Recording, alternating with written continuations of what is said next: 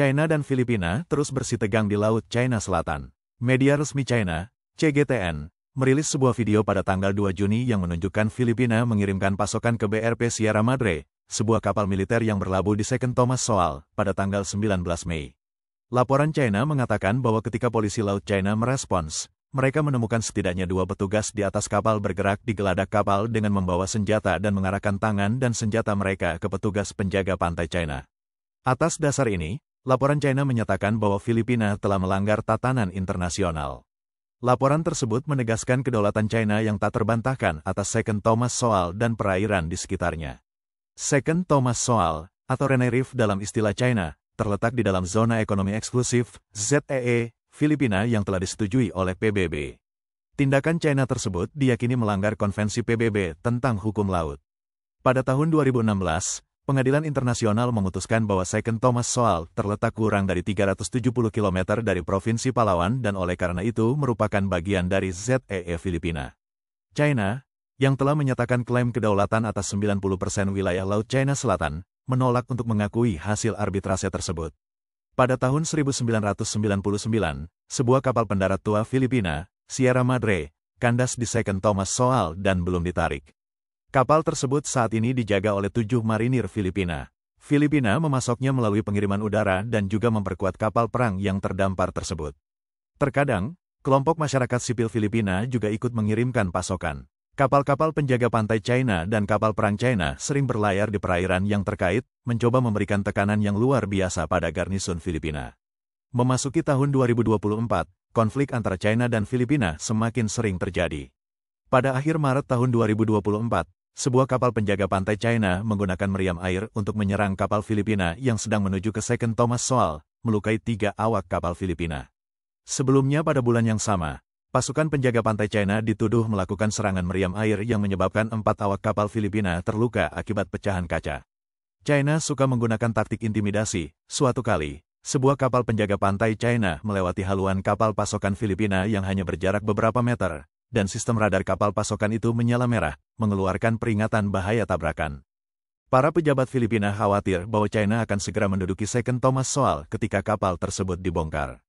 Ini adalah terumbu karang yang kaya akan ikan dan juga merupakan pintu gerbang ke daerah yang diyakini memiliki cadangan minyak dan gas alam yang besar. Hal ini juga berarti China dapat merangsek masuk ke Provinsi Palawan di Filipina, di mana AS diberikan akses ke pangkalan militer baru pada tahun 2023. Video yang dirilis oleh China pada tanggal 2 Juni tahun 2024, menunjukkan bahwa kali ini kapal penjaga pantai China tetap tenang dan tidak mengambil tindakan agresif. Dari perspektif lain, hal ini juga menunjukkan bahwa pemerintah Filipina semakin keras terhadap PKC dalam konflik Laut China Selatan. Jika seorang warga Filipina kehilangan nyawanya, hal itu hampir pasti akan melewati garis merah dan akan sangat dekat dengan apa yang didefinisikan oleh Filipina sebagai tindakan perang. Ini adalah peringatan keras yang dikeluarkan oleh Presiden Filipina Marcos Jr. kepada PKC pada tanggal 31 Mei tahun 2024. Marcos Jr. diundang untuk menyampaikan pidato utama pada Dialog Shangri-La di Singapura, di mana ia menghadapi pertanyaan provokatif dari prajurit serigala, militer China, Mayor Jenderal Su Hui. Keduanya saling bertukar kata-kata pedas mengenai Laut China Selatan. Upaya kami sangat kontras dengan tindakan tegas yang bertujuan untuk menyebarkan klaim yang berlebihan dan tidak berdasar, untuk memaksakan intimidasi dan penipuan di Laut Filipina Barat. Kami berada di garis depan dalam upaya untuk menegaskan integritas UNCLOS sebagai konstitusi lautan. Kami telah mendefinisikan wilayah dan zona maritim kami dengan cara yang sesuai dengan anggota komunitas internasional yang bertanggung jawab dan taat hukum. Kami telah menyerahkan pernyataan kami pada pengawasan hukum yang ketat oleh para juri terkemuka di dunia, sehingga garis-garis yang kami tarik di perairan kami tidak berasal dari imajinasi kami saja, melainkan dari hukum internasional. Pertanyaan Su Hui adalah apakah kematian seorang pelaut Filipina oleh meriam air penjaga pantai China akan berarti bahwa garis merah telah dilewati dan dalam situasi apa Filipina akan menerapkan perjanjian pertahanan bersama AS Filipina. Presiden menjawab bahwa jika seorang warga Filipina terbunuh oleh tindakan yang disengaja, hal itu akan meningkatkan tingkat respons Filipina dan akan sangat dekat dengan apa yang kami definisikan sebagai tindakan perang. Saya yakin mitra perjanjian kami memiliki standar yang sama, tambahnya. Kami telah mengalami beberapa insiden yang menyebabkan korban cedera, tetapi syukurlah kami belum sampai pada titik di mana salah satu peserta, warga sipil atau yang lainnya, terbunuh, kata Marcos Jr. Namun, begitu kami mencapai titik itu, artinya jika terjadi kematian, kami pasti akan melanggar garis tersebut. Apakah itu garis merah? Hampir pasti itu adalah garis merah. Sebelum pertanyaan ini, Mayor Jenderal China bertanya, Presiden, di mata masyarakat internasional, beberapa perilaku Filipina Anda dalam beberapa waktu terakhir ini terdengar seperti Anda benar-benar mempertimbangkan tingkat kenyamanan pihak lain, dan ada risiko merusak perdamaian yang telah lama dicapai dan bertahan lama di kawasan itu sejak akhir sejarah kolonial. Apa komentar Anda tentang hal itu? Terima kasih banyak. Marcos Junior menjawab bahwa Filipina tetap berkomitmen pada berbagai prinsip kelompok ASEAN. Dia kemudian menegaskan kembali komitmen Filipina terhadap sentralitas ASEAN, salah satu elemen inti dari kebijakan luar negeri Filipina. Istilah sentralitas ASEAN dianggap sebagai istilah politik tanpa penjelasan yang jelas. PKC biasanya menafsirkan hal ini berarti bahwa negara-negara Asia lainnya harus bertindak sebagai perantara strategis dan tidak boleh mendekati negara pesaing kekuatan utama Beijing. Marcos Junior menanggapi pertanyaan Su Hui dan berkata, saya tidak bisa menebak apa yang Anda maksud. Jika yang Anda maksudkan atau tersirat adalah bahwa Filipina entah bagaimana merobek konsensus kami tentang sentralitas ASEAN, jawabannya justru sebaliknya. Marcos Junior melanjutkan, jika Anda mendengarkan dengan saksama apa yang baru saja saya katakan, Anda akan melihat bahwa kami berfokus pada sentralitas ASEAN dan prinsip-prinsip yang menjadi dasar berdirinya ASEAN saat didirikan. Hal ini mencakup gagasan sentralitas ASEAN, yang merupakan sesuatu yang harus kita gunakan sebagai panduan, tambahnya. Dan saya pikir, seperti yang telah saya katakan, banyak hal yang tidak ingin kita bicarakan hari ini, namun harus kita bicarakan. Saya bahkan akan lebih jauh lagi mengatakan bahwa tidak ada lagi isu regional.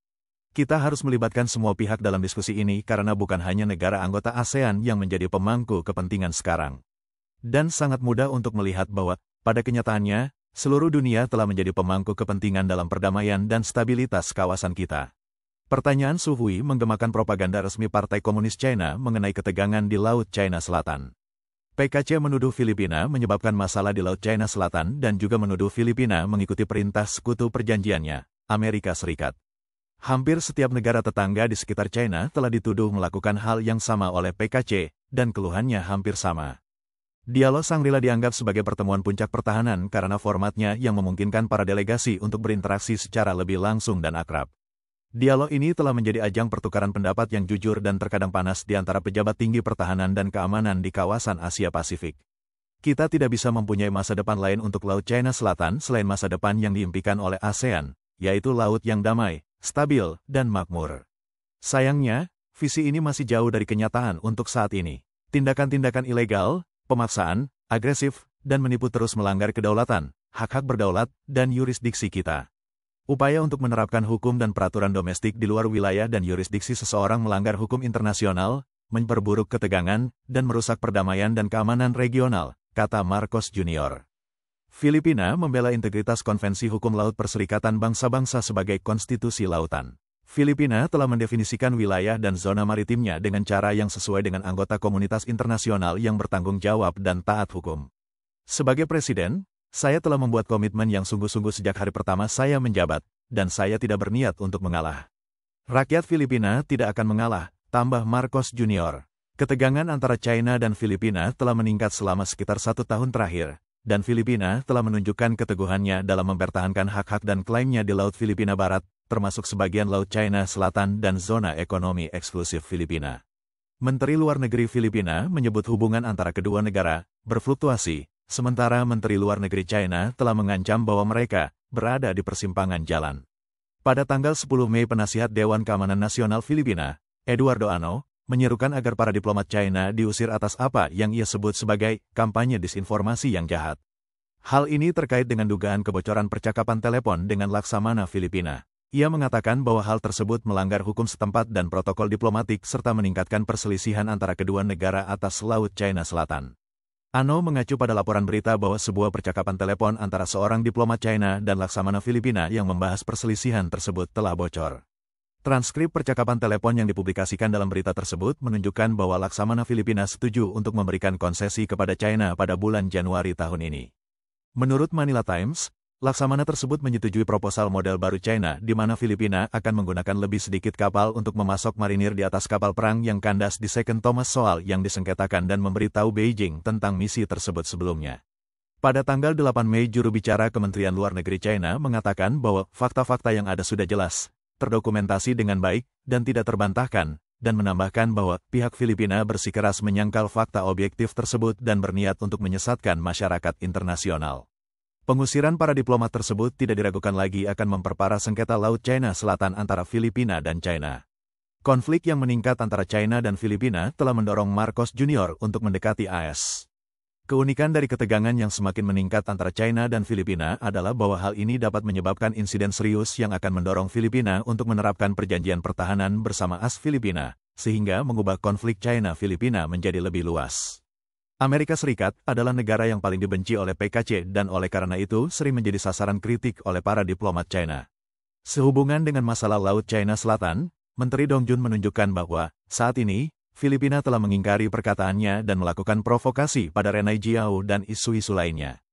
Hal ini berkaitan erat dengan kegembiraan dan dukungan kekuatan eksternal. Secara khusus, AS memanfaatkan kesempatan latihan militer untuk mengerahkan rudal jarak menengah di Filipina, yang menimbulkan ancaman besar bagi keamanan regional. China dengan tegas menentang hal ini. Kami tetap berkomitmen untuk menyelesaikan perbedaan melalui konsultasi yang setara atas dasar kepatuhan pada komitmen, tetapi tidak akan pernah mentolerir tindakan yang meningkatkan provokasi secara sembrono, kata Dong Jun. Mantan Komandan Komando Indo-Pasifik AS John Aquilino mengatakan kepada Komite Angkatan Bersenjata DPR AS pada Maret tahun 2023 bahwa provokasi militer China meningkatkan risiko konflik di dalam dan di sekitar Filipina. Dia mengatakan bahwa Filipina, sekutu militer dan sekutu perjanjian lama AS, dapat dengan mudah menggunakan perjanjian pertahanan bersama AS Filipina jika ada serangan komunis China terhadap kapal dan pesawat terbang resmi Filipina di Laut China Selatan yang mengakibatkan jatuhnya korban jiwa. Bagi PKC, faktor-faktor yang dapat memicu perang di masa depan adalah, pertama, Taiwan, dan kedua, Filipina. Filipina menjadi semakin tegas sebagai negara berdaulat yang diakui secara internasional, dan ini lebih memusingkan Beijing dibandingkan pemerintah Taiwan. Selama konfrontasi antara AS dan China, negara-negara Asia Tenggara telah menjadi fokus persaingan untuk mendapatkan pengaruh. Ketika situasi di Laut China Selatan meningkat, Filipina sekarang tidak hanya mengarah ke aliansi AS Jepang dalam hal keamanan, tetapi juga dalam hal ekonomi. Hal ini akan mempengaruhi sikap seluruh Asia Tenggara terhadap inisiatif Sabuk dan Jalan, dan negara-negara ini mungkin harus melepaskan netralitas mereka dan membuat pilihan di masa depan. Pada KTT trilateral antara AS, Jepang, dan Filipina pada bulan April tahun 2024, para pemimpin ketiga negara mengumumkan pembentukan Koridor Ekonomi Luzon. Ini merupakan langkah terbaru yang dilakukan oleh AS dan Jepang untuk mengimbangi pengaruh PKC di Indo-Pasifik. Pernyataan bersama dari ketiga negara dan pernyataan dari Gedung Putih menunjukkan bahwa Perusahaan Pembiayaan Pembangunan Internasional AS, DFC, di bawah pemerintah federal berencana untuk membuka kantor di Manila. AS dan Filipina juga memperkuat kerjasama di bidang semikonduktor dan mineral-mineral penting. US Trade and Development Administration, USTDA, memberikan pendanaan untuk perusahaan pertambangan nikel Filipina yang menambang mineral yang merupakan elemen penting dalam rantai pasokan untuk baterai dan sistem penyimpanan energi. Selain itu, perusahaan induk Facebook, Meta, pengembang energi panas bumi Greenfire Energy, perusahaan pengiriman ekspres UPS, dan perusahaan komunikasi satelit geostasioner Amerika, Astranis, semuanya sedang mempersiapkan atau akan berinvestasi di Filipina. Koridor Luzon adalah tempat Jepang dan Amerika Serikat menggunakan keunggulan industri dan teknologi mereka untuk memberikan bantuan kepada Filipina, serta kerjasama dalam bentuk pesanan, pinjaman, dan pelatihan pribadi. Bagi Filipina, ini adalah kesempatan besar untuk meningkatkan struktur industrinya. AS sebelumnya telah mengusulkan kerangka kerja ekonomi Indo-Pasifik, namun belum banyak diimplementasikan. Kerjasama ini akan memberikan referensi bagi negara-negara Asia Tenggara dan akan membuat mereka merasa bahwa AS ingin menghabiskan sumber daya di area ini. AS dapat berbagi risiko melalui kerjasama dengan negara-negara lain, seperti bekerja sama dengan Jepang, Korea Selatan, Kanada, Australia, dan Selandia Baru, untuk berinvestasi bersama guna mengurangi beban. Signifikansi inisiatif Sabuk dan Jalan terletak pada kenyataan bahwa selama 3 dekade terakhir, AS telah mengabaikan pembangunan infrastruktur di wilayah tersebut, sehingga memungkinkan program Sabuk dan Jalan PKC untuk mengambil keuntungan dari situasi tersebut.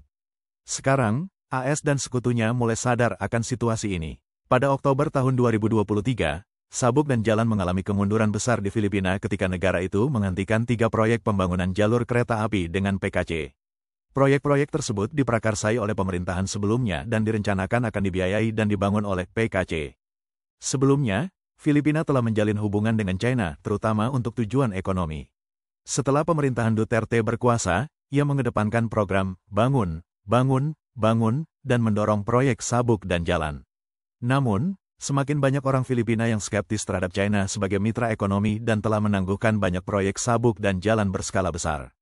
Tujuan strategis terbesar dari sabuk dan jalan adalah untuk menciptakan rantai produksi dan pasarnya sendiri. Pada dasarnya, ini adalah bentuk neokolonialisme yang memperlakukan negara-negara miskin sebagai jajahan dan mengendalikan pasar mereka. Kami percaya bahwa Filipina memiliki peran yang patut dicontoh. Jika Filipina memberi contoh dan berhasil, negara-negara Asia Tenggara seperti Malaysia dan Indonesia mungkin akan mengikuti jejaknya dan secara bertahap mendorong PKC keluar dari Asia Tenggara. Nikkei Asia melaporkan bahwa pada tahun 2023 sekitar 50% dari investasi regional PKC mengalir ke Asia Tenggara, dengan Indonesia sebagai penerima terbesar, menerima sekitar 7,3 miliar dolar AS. Hal ini sebanding dengan penurunan sebesar 100% di Filipina, Mongolia, Myanmar, Papua Nugini, Tajikistan, dan Turki, tanpa adanya investasi baru atau proyek konstruksi. Alasan utamanya adalah risiko politik dan ekonomi. Dengan kata lain, intensifikasi konflik di wilayah ini secara langsung mempengaruhi hubungan antara negara-negara di sekitar Laut China Selatan dan Laut China Timur dengan Beijing. Pendekatan koridor Luzon mungkin lebih menarik bagi Filipina, Malaysia, Indonesia, dan Vietnam karena mereka juga memiliki masalah perbatasan dan pesisir dengan Beijing. Bagi Asia Tenggara, Filipina, Malaysia, dan Indonesia akan menjadi target untuk dimenangkan oleh AS dan Jepang di masa depan. Namun apakah mereka akan mencapai hasil tergantung pada hasil tarik ulur dengan Beijing.